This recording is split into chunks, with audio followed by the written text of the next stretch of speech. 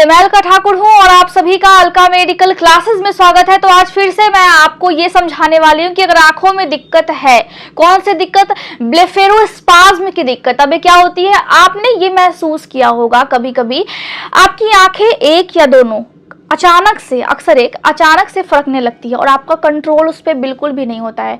ये क्या होता है, आपके दिमाग में आता होगा क्या ये कोई प्रॉब्लम है। बहुत से लोग ये बोलते होंगे, आप अपनी दादी से पूछते होंगे, दादाजी से पूछते होंगे, वो बोलेंगे ऐसे ही हो जाता है कभी कभी, कोई दिक्कत वाली बात नहीं है। बिल्कुल कोई दिक्कत वाली बात है ही नहीं।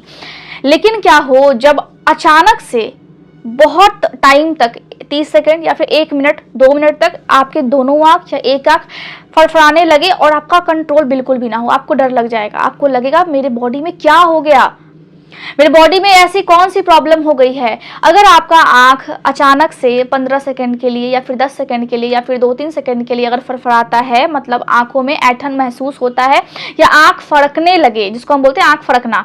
अब लोग बोलते हैं ये आंख फड़क रहा है, वो आंख फड़क रहा है, तो क्या होगा, शुभ होगा या अशुभ होगा। तो वो तो एक अलग है, वो वास्तु की चीजें हैं, उस पर हम डिस्कस नहीं करेंगे। लेकिन हम क्या डिस्कस कर सकते हैं, क्या ये प्रॉब्लमेटिक है, क्या इससे प्रॉब्लम्स होंगे। अगर आंख कभी कभी फड़कता है, इसका मतलब होता है आपको नींद लेना चाहिए। बहुत आप कम सो रहे हो, नींद आपके बॉडी को जितना चाहिए उतना उसको नहीं मिल रहा है। दूसरा, स्ट्रेस बहुत ज्यादा हो गया तो आंख फड़कने लगता है। तीसरा, अगर आपने अल्कोहल ज्यादा पी लिया, शराब के नशे में आप धुत हो, शराब बहुत ज्यादा प्यारा है, तो आंख कभी कभी फड़कने लगता है। उससे कोई भी दिक्कत नहीं होती है, लेकिन शराब पीने की वजह से ऐसा होता है। चाय या कॉफी की लत इतनी ज्यादा है ना कि छूट ही नहीं पा रहा है। आपको चाय या लत बहुत ज्यादा अच्छा लगता है, तो कैफीन की मात्रा अगर बॉडी में ज्यादा हो जाती है तो भी आपका आंख फड़कने लगता है। ठीक है, 3 चीजें मैंने आपको बताई, 3 या 4 चीजें, जिसमें आप अगर स्ट्रेस लेंगे बहुत ज्यादा या फिर आप कैफीन या फिर कॉफी या फिर चाय बहुत ज्यादा अगर पिएंगे तब ऐसा दिक्कत हो सकता है। एलर्जी हो सकती है आपको।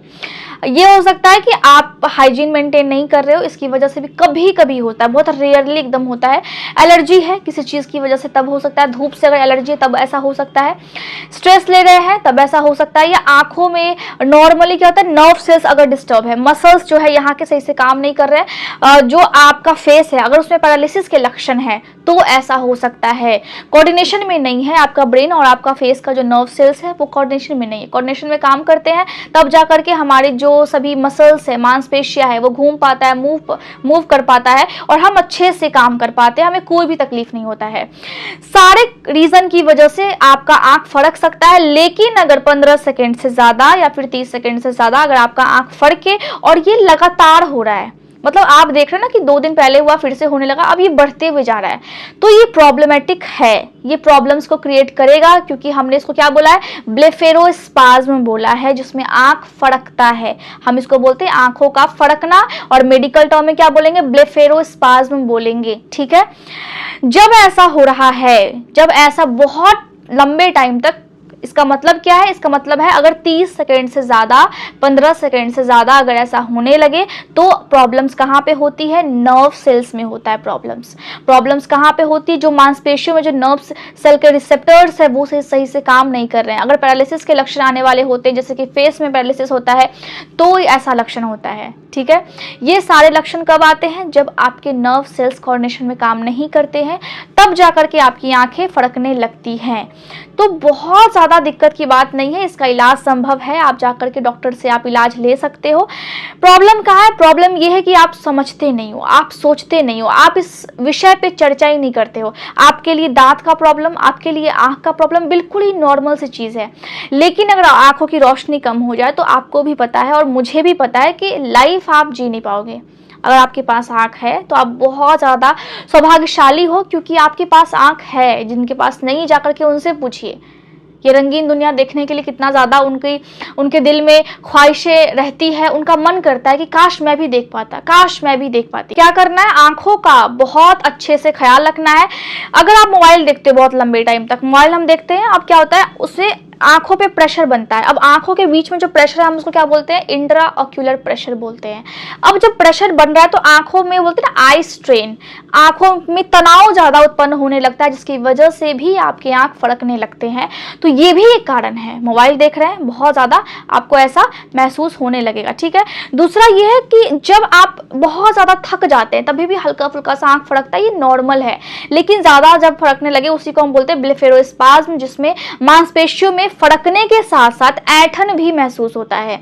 जब आपको ऐंठन भी महसूस हो इसका मतलब है कि थोड़ा सा प्रॉब्लम तो है। अब क्या करना है, क्या करना है, आपको दवाइयां लेनी है, इसका इलाज बिल्कुल संभव है, या फिर आप व्यायाम के तरीके से, व्यायाम के जरिए आप इसको ठीक कर सकते हैं। व्यायाम करने से आपकी मांसपेशियों में वो ताकत मिलेगी। और कभी कभी ऐसा भी होता है कि न्यूट्रिशनल इम्बैलेंसेस की वजह से ऐसा हो जाता है, बॉडी को जितना चाहिए हम बॉडी को उतना दे नहीं रहे हैं। तो जब हम बॉडी को उतना दे नहीं रहे हैं तो हम क्या कर रहे हैं, हम कुछ भी नहीं कर रहे हैं, बॉडी का हम ख्याल ही नहीं रख रहे हैं, तो आंख फड़कने लगता है। मैंने फिर से आपको हमेशा बताया है और अभी भी मैं आपको बता देती हूँ, इसको हम क्या बोलेंगे, ब्लेफेरोस्पाज्म बोलेंगे मेडिकल टर्म में। ठीक है, तो ये सारे लक्षण आपको देखने को मिल सकते हैं। इलाज में क्या होगा, इलाज में आप क्या कर सकते हैं, आप व्यायाम कर सकते हैं। दूसरा, आप अगर कोई इन्फेक्शन हो गया है, आंख फड़कते फड़कते कोई इन्फेक्शन हो गया, फिर कभी कभी ऐसा भी होता है कि फेस से पैरालिसिस के लक्षण है, बेल्स पैल्सी, पैल्सी हम बोलते हैं पैरालिसिस को, मैंने आपको समझाया भी था। अगर पैरालिसिस के भी लक्षण है तो आप दिखवा सकते हो। दूसरा, आप अपने बॉडी के सारे जो ब्रेन है या फिर जो नर्व सेल्स है उसका आप सीटी स्कैन करवाइए, उसका एक्सरे करवाइए, क्योंकि वो जो नर्व्स है वो डिस्टर्ब रहते हैं, तभी ऐसा प्रॉब्लम होता है। साथ ही साथ अगर इन्फेक्शन है तो एंटीबायोटिक डॉक्टर साहब आपको लिखेंगे। और कभी कभी ऐसा भी होता है, जो मैंने आपको पिछले वाले पॉडकास्ट में भी समझाया था, कभी कभी ऐसा भी होता है कि जैसे बाल में डैंड्रफ होता है वैसे ही आपके आंखों के पलकों के पे डैंड्रफ टाइप का होने लगता है, उसको हम बोलते हैं ब्लेफेराइटिस। इसमें क्या होता है, आंखें लाल हो जाती है, पलकों के आसपास ये वाला चीज लाल हो जाता है और इसमें खुजली होता है, आंखों से पानी आता है और आपको दर्द भी महसूस होगा। ये इसमें हल्का सा ना सूजन आपको महसूस होता है, ये इची हो जाती है, ड्राई हो जाती है। तो आप इस पे नारियल तेल लगा सकते हो, आप इस पे जो घर में जो घी निकालते हैं ना वो भी आप लगा सकते हैं, मतलब नॉर्मली वो आप अपने आंखों पे, फेस पे, लिप्स पे, सब पे लगा सकते हो। बहुत अच्छा मॉइस्चराइजर का काम करता है। जैसे दूध का जो मलाई होता है उसको जब हम निकालते हैं तो फिर हम जब उसको रख देते हैं फ्रिज में, तो उससे फिर जब आप उसको यूं करेंगे ना, मतलब जब आप उसको मिक्स करेंगे बहुत ज़्यादा, तो उससे ऑटोमेटिक वो वाइट सा घी निकल जाता है। आप उसको अपने फेस पे, आप उसको अपने आईज पे, आप उसको अपने लिप्स पे लगा सकते हैं। बहुत अच्छा मॉइस्चराइजर का काम करता है, देसी चीज़ है लेकिन बहुत बढ़िया काम करता है और मैं भी यही करती हूँ, तो बहुत अच्छा रहता है, वो पूरा दिन आपका बहुत अच्छा रहेगा। लेकिन ये है कि बहुत से लोगों को उसका स्मेल है शायद पसंद ना आए, लेकिन बहुत से लोगों को बहुत अच्छा लगता है स्मेल, मुझे भी अच्छा लगता है।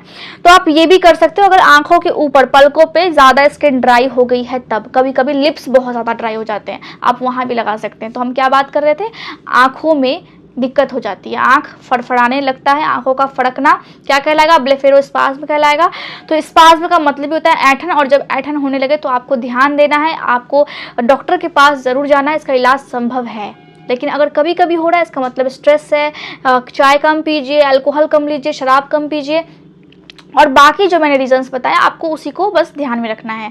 मैं उम्मीद कर रही हूँ कि आपको समझ में आ गया होगा, और जो भी डाउट रहता है आप Alka medical classes Telegram group पे जाकर के शेयर कर सकते हैं अपने डाउट को और पूछ सकते हैं। नोट्स अभी आपको खुद से ही बनाने हैं, मेरे अभी एग्जाम्स चल रहे हैं, तो एग्जाम्स मेरे हैं और स्ट्रेस मुझे बहुत ज़्यादा है, तो मैं आपको कोशिश कर रही हूँ कि आपके सवालों के जवाब मैं दे पाऊँ इस वीडियो के माध्यम से, ताकि आपको थोड़ी सी सेटिस्फैक्शन मिले। पहले भी मैंने लेक्चर में समझाया है, लेकिन आप बोलते हो कि आप एक पर्टिकुलर वीडियो बना करके मेरे पर्सनल क्वेश्चन का जवाब दीजिए, तो समझा नहीं पाती मैं मैसेज से, तो आपको मैं अच्छे तरीके से समझाने की कोशिश की हूँ। इसको और डिटेल में हम लेक्चर में समझेंगे। बाकी जो आपको चाहिए, जो आपको समझना चाहिए आसान भाषा में, वो मैं आपको समझा चुकी हूँ, बता चुकी हूँ। तो क्या करना है, इस बात को ध्यान में रख करके आपको खुद के पढ़ाई पे ध्यान लगाना है, मेहनत करना है, क्योंकि आपको बहुत सारे टर्म्स आएंगे और सबके मेडिकल टर्म्स आपको याद करने पड़ेंगे। मेडिकल फील्ड में है तो नॉलेज आपको चाहिए ही चाहिए। तो अच्छे से रहिए, खुश रहिए, अपने बॉडी का ख्याल रखिए, बॉडी को जितना चीज़ चाहिए उतना चीज़ आप बॉडी को दीजिए, और नहीं दे पाते हैं तो देने की कोशिश कीजिए। ठीक है, थैंक यू सो मच।